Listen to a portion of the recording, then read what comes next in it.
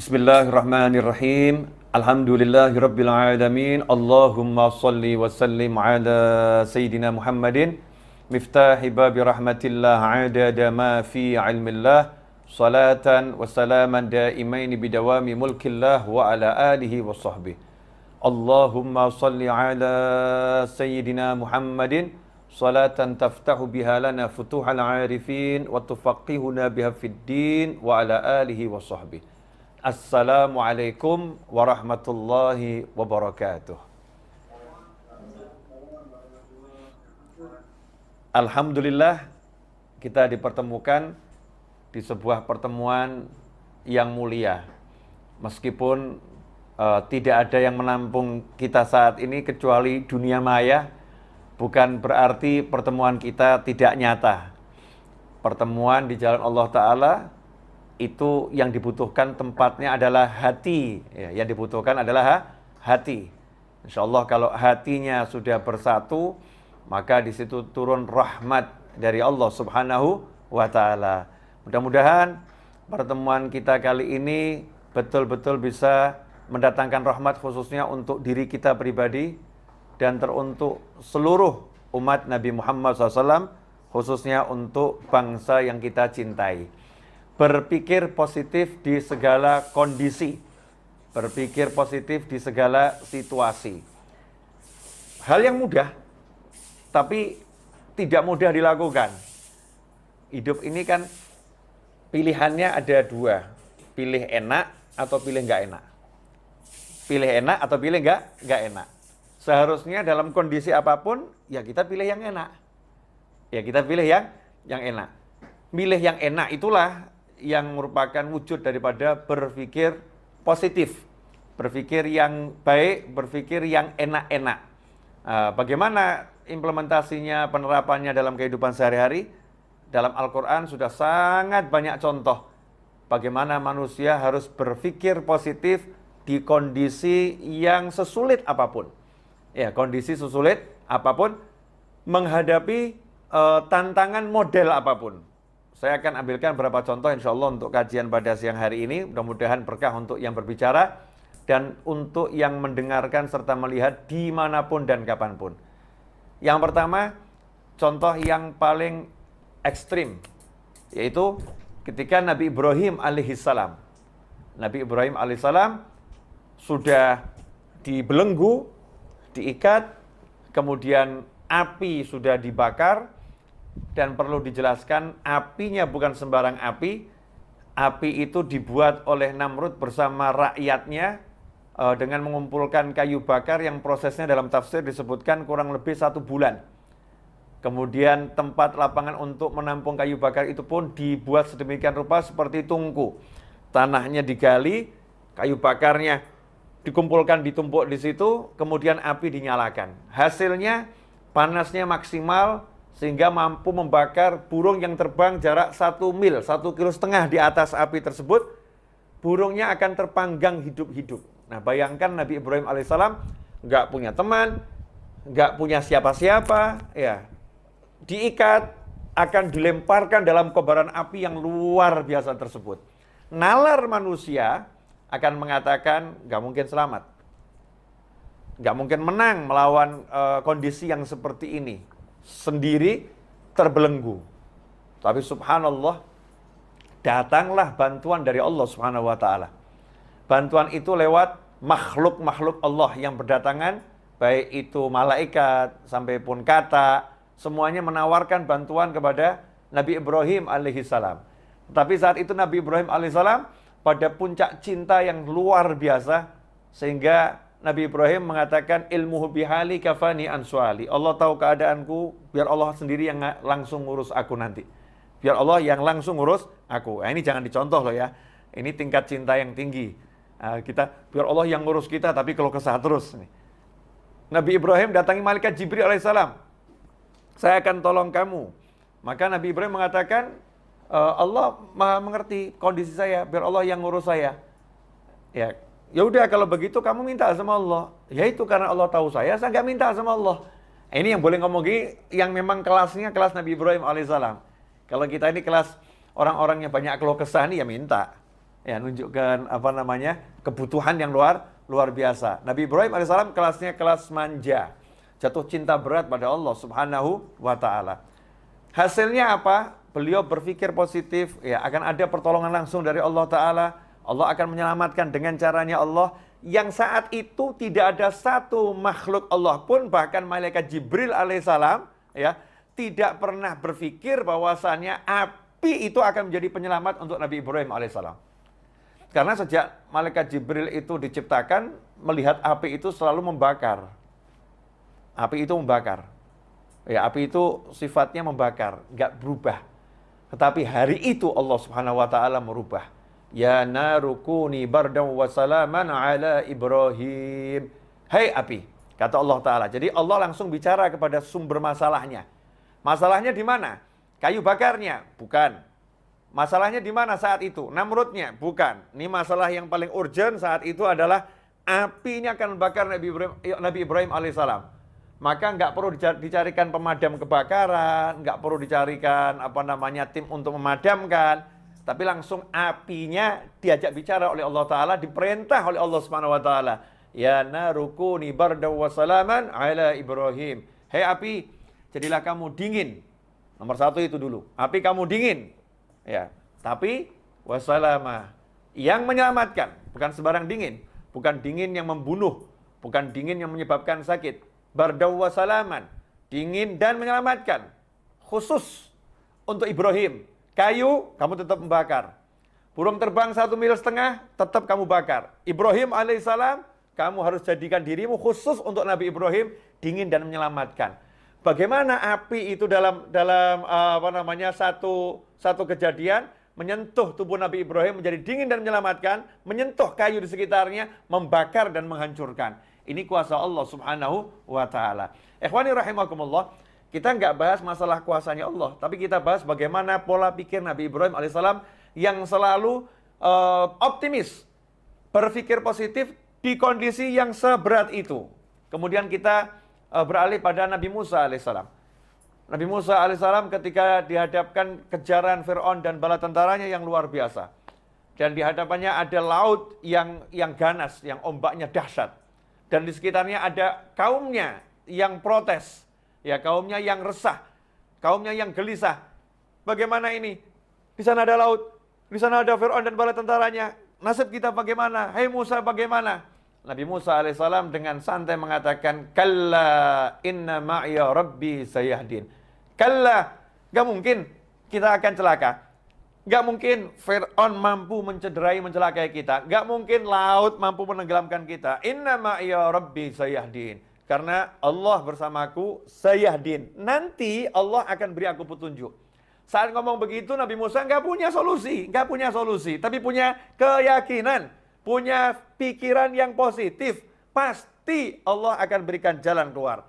Pasti Allah akan berikan solusi. Hasilnya Allah berikan solusi yang di luar nalar. Seperti api tadi di luar nalar, maka solusinya juga di luar nalar. Apa ini? Masalahnya kalau lewat terus ada laut. Kapal nggak punya. Ini orang-orang nggak ahli renang, hidupnya di padang Sahara, nggak pernah belajar berenang. Ya, senjata nggak ada. Mau ngelawan Fir'aun dan bala tentara, ini konyol. Nggak punya apa-apa ini. Mau terjun ke laut juga sama konyol. Terus bagaimana? Allah Ta'ala jadikan lautnya itu jalan keluar. Allah Ta'ala jadikan lautnya itu solusi. Caranya bagaimana? Hei Musa, pukulkan tongkatmu itu ke laut. Kayu, biasa.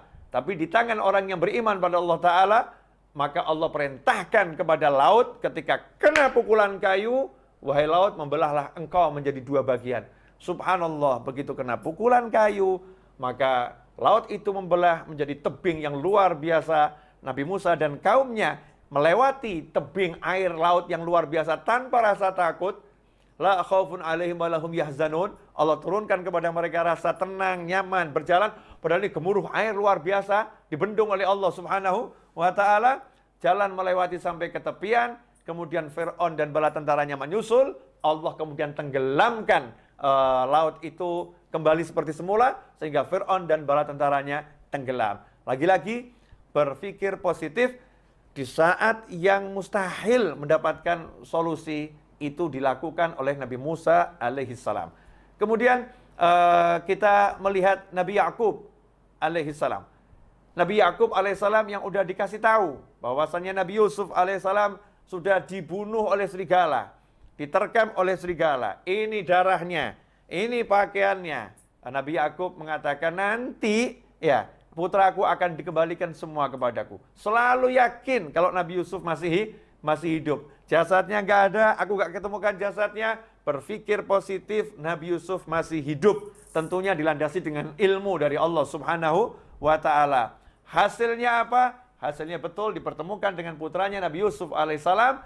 Bahkan sudah menjadi seorang Perdana Menteri terpercaya di kerajaan Mesir yang punya kedudukan tinggi dan dicintai oleh masyarakat Mesir. Orang tuanya pun dimuliakan oleh Nabi Yusuf alaihissalam. Keluarganya pun dimuliakan oleh Nabi Yusuf alaihissalam. Setelah perjalanan panjang yang dibuang ke sumur, dijual sebagai budak, masuk ke penjara, akhirnya menjadi seorang yang luar biasa.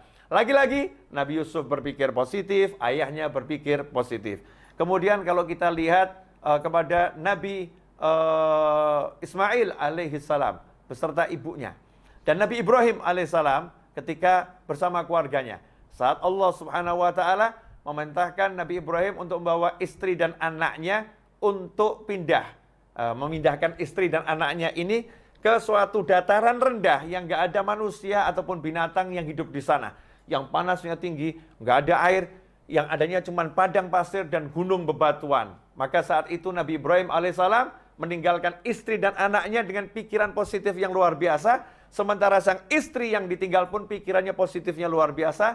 Mengatakan pada suaminya, kalau Allah yang memerintahkan kamu untuk meninggalkan kami di sini, maka pulanglah dengan tenang, dengan nyaman, lanjutkan perjalananmu. Maka suaminya pulang ke istri yang lain. Ya, sementara istrinya bersama anak di padang Sahara yang mematikan saat itu. Nabi Ibrahim pun naik ke atas gunung, kemudian melihat ke arah istri dan anaknya, angkat tangan dengan doa yang diabadikan dalam Al-Quran, doa yang tidak logis, ya, doa yang nggak masuk akal, karena doa itu tak membutuhkan akal, doa itu membutuhkan iman, dan kalau udah bicara tentang iman, maka semua perbuatan Allah itu melampaui logika manusia manapun, melampaui logika siapapun, karena Allah berbuat dengan kehendaknya, dengan kemahamampuannya, dengan kemahabisaannya, bukan dengan asbab yang ada pada kita. Nabi Ibrahim mengerti itu, maka berdoa pada Allah Subhanahu wa ta'ala, ya Allah, aku letakkan sebagian daripada anak keturunanku di suatu lembah yang tidak punya tanaman, nggak punya kehidupan di situ, ghairi dzara'in, nggak ada tanaman di sana. Ya Allah, agar mereka menjadi orang-orang nanti yang mendirikan sholat. Mereka nanti akan, tolong kirimkan kepada mereka buah-buahan dari segala penjuru, kirimkan kepada mereka manusia dari segala penjuru. Subhanallah, sudah tahu tempat ini tempat yang gersang, nggak ada kehidupan, tapi mengatakan liyuqimus shalah, agar nanti muncul manusia-manusia yang mendirikan sholat dari anak keturunan gue ini. Nabi Ibrahim meyakini Nabi Ismail nanti akan berkeluarga, Nabi Ismail akan punya anak, Nabi Ismail akan punya cucu, sampai akhirnya punya cucu namanya Nabi Muhammad sallallahu alaihi wasallam. Itu adalah husnudzan, prasangka baik, positive thinking yang dimiliki oleh Nabi Ibrahim alaihissalam, sehingga bisa menghasilkan kehidupan di kota Mekah yang tadinya padang Sahara sampai menjadi kota yang luar biasa. Begitu pula istri Nabi Ibrahim, ibu Nabi Ismail alaihi wassalam. Ya, bagaimana ketika ditinggal oleh suaminya, kemudian berdua dengan anaknya. Saat itu sang anak menangis karena bekal telah habis, air yang diminum nggak ada, makanan nggak ada. Bayi yang usianya baru 2 tahun ini menangis, kurang lebih 2 tahun menangis sejadi-jadinya. Maka sang ibu pun tidak berpikir negatif, berpikir positif. Cari tempat yang tinggi, dan tempat yang tinggi adalah Bukit Sofa dan Bukit Marwah. Kenapa cari tempat yang tinggi? untuk melihat sekitar. Ada nggak manusia yang bisa dimintai pertolongan? Siapa tahu ada musafir yang lewat, yang bisa dimintai pertolongan. Maka lari ke Bukit Sofa. Lihat di sekitar nggak ada, pindah ke Bukit Marwah. Lihat sekitar nggak ada, lari ke Sofa lagi. Berulang kali Sofa dan Marwah dengan positive thinking, Allah akan memberikan solusi untuk masalah saya ini. Subhanallah, karena minta solusinya dari Allah Subhanahu wa taala, maka Allah berikan solusi itu di kaki bayi Ismail alaihissalam yang menjejak-jejakkan kaki ke bumi, tiba-tiba memuncrat air yang keras yang luar biasa yang akhirnya menjadi air Zam-Zam. Hingga hari ini dan sampai hari kiamat, air itu akan menjadi sumber kehidupan umat manusia. Ini karena positive thinking dari ibunya Nabi Ismail alaihissalam. Kemudian kita lihat Nabi Ismail alaihissalam ketika akan disembelih, ya, perintah menyembelih Nabi Ismail alaihissalam. Dengan santai dan positive thinking mengatakan kepada ayahnya kondisi yang seperti itu. Ya abatif alma tu'mar. Wahai ayahku, lakukan yang diperintahkan kepadamu. Satajidu ini insyaallah minas sabirin. Insyaallah engkau akan dapati aku termasuk orang-orang yang sabar menghadapi masalah ini. Apa yang terjadi? Allah Ta'ala jadikan leher Nabi Ismail tidak bisa disentuh oleh pisau. Ya, pisau yang tajam nggak bisa menyentuh leher Nabi Ismail. Leher itu menjadi seperti baja yang luar biasa. Kemudian Allah katakan pada Nabi Ibrahim alaihissalam, engkau telah melaksanakan arti mimpimu, maka sekarang kami datangkan domba dari surga sebagai ganti untuk Nabi Ismail alaihissalam. Maka saat itulah diganti domba yang disembelih. Nabi Ismail pun selamat karena positive thinking dari ayah, positive thinking dari anak menghasilkan sesuatu yang luar biasa. Ikhwani rahimakumullah. Kalau kita dihadapi satu masalah, kemudian kita itu menyerah dengan masalah, berarti kita seperti manusia yang nggak punya Tuhan. Manusia nggak punya Allah Subhanahu wa ta'ala. Jangan pernah menyerah menghadapi kehidupan model apapun dan model bagaimanapun. Karena yang menguasai hidup ini bukan makhluk. Yang menguasai hidup ini bukan ciptaan. Tapi hidup ini dikuasai oleh yang maha mencipta, yaitu Allah Subhanahu wa ta'ala. Semuanya adalah makhluk Allah dan semuanya adalah ciptaan Allah ta'ala. Maka apapun kondisinya, apapun masalahnya, kita berpikir positif, Allah akan berikan solusi. Allah akan berikan jalan keluar. Bagaimana caranya? Allah telah menjelaskan, "Wa may yattaqillaha yaj'al lahu makhrajan wa yarzuqhu min haitsu la yahtasib." Siapa yang bertakwa pada Allah, "Wa may yattaqillaha yaj'al lahu makhraja." Allah akan selalu memberikan solusi. Allah akan selalu memberikan jalan keluar. "Wa yarzuqhu min haitsu la yahtasib." Bahkan Allah menambahin, bukan cuma solusi jalan keluar, dan Allah akan senantiasa selalu terus-menerus memberikan rezeki dari arah yang nggak pernah dia nalar, dari arah yang nggak pernah bisa dia perhitungkan, dari arah yang nggak pernah dia sangka. Rezeki Allah sifatnya surprise untuk dia, kejutan yang menyenangkan untuknya. Karena apa? Karena takwa pada Allah Ta'ala, melaksanakan perintah Allah, menjauhi larangan Allah. Itulah cara agar kita bisa berpikir positif. Ya, berpikir positif artinya apapun masalahnya, kita jadikan takwa sebagai kendaraan. Takwa sebagai sumber solusi dari langit. Takwa sebagai sumber pertolongan dari Allah Subhanahu wa ta'ala. Sayangnya, saat ada masalah, justru kita mengandalkan yang namanya makhluk. Dan kita lupa pada Sang Khalik, yaitu Allah Ta'ala. Kita jauh dari yang namanya ketaatan. Kita justru larut dalam keluh kesah, dalam hal-hal yang gak diridhai oleh Allah Subhanahu wa ta'ala. Ikhwani rahimakumullah. Nah, ini sekarang kita dalam hidup. Dalam hidup tuh kondisinya apapun kan pilihannya selalu ada pilihan enak. Contoh, dipecat dari kantor. Ngapain mikir hidupku berantakan? Kan bisa mikir, wah saya mau dikasih lapangan pekerjaan yang lebih bagus. Allah akan beri saya cara kerja yang lebih enak, yang lebih nyaman. Allah akan jadikan rezeki saya lebih banyak. Karena di kantor ini kelihatannya nggak cukup untuk gaji saya ini. Tidak mampu gaji saya lebih besar nih. Saya akan dikasih gaji yang lebih besar. Caranya gimana? Wallahu a'lam. Allah yang tahu. Yang penting saya mau usaha, saya mau tingkatkan takwa saya pada Allah Subhanahu wa ta'ala. Berpikir yang positif. Apapun itu bisa dilakukan kok. Tapi kenapa kok kita nggak mau mikir yang positif? Mikirnya nggak enak. Padahal pikiranmu adalah doamu. Ana 'inda dhanni 'abdi bi falyadhunna bima syaa. Kata Allah Ta'ala dalam hadits qudsi, ana 'inda dhanni 'abdi bi. Aku tergantung apa yang difikirkan hambaku, prasangka hambaku. Karena itu terserah dia mau nyangka apa tentang aku. Dia mau berpikir apa tentang aku. Jadi kalau kita mikirnya jelek, ya dapatnya jelek. Kalau mikirnya bagus, ya insya Allah dapatnya bagus. Nah, modal mikir aja kok takut. Seperti ada orang nggak punya duit. Nggak punya duit, nganggur. Saya nanya sama orang tersebut, Mas, mau nggak beli rumah yang mewah? Jawabannya, mau beli beras aja nggak bisa kok, Bib. Ngapain mikir beli rumah yang mewah? Ini salah.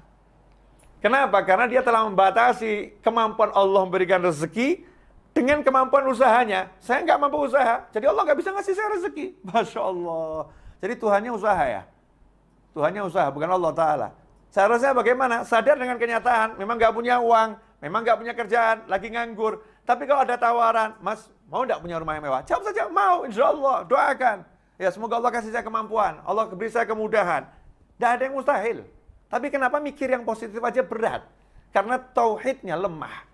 Karena yakinnya sama Allah lemah. Ma'rifatullahnya lemah. Gak paham siapa Tuhannya. Gak paham siapa Allahnya. Gak paham bagaimana kemampuan Tuhannya. Dan gak paham kalau dirinya gak mampu apa-apa. Dan yang lain juga gak mampu. Yang mampu hanya satu. La ilaha illallah. Muhammad Rasulullah SAW. Karena itu dikatakan dalam surat Al-Ikhlas. Qul huwallahu ahad. Allahus samad. Katakan, hanya Allah yang Maha Esa. Katakan bahwasanya hanya Allah tempat bergantungnya segala sesuatu. Gak ada yang lain. Hanya Allah, dan hanya Allah. Ikhwani rahimakumullah. Nah ini beberapa yang sudah saya paparkan ini insya Allah menjadi masukan yang manfaat buat saya khususnya dan pemirsa dimanapun Anda berada. Jazakumullah khairan. Saya minta maaf atas segala kekurangan. Mudah-mudahan berkah manfaat. Wassalamualaikum warahmatullahi wabarakatuh.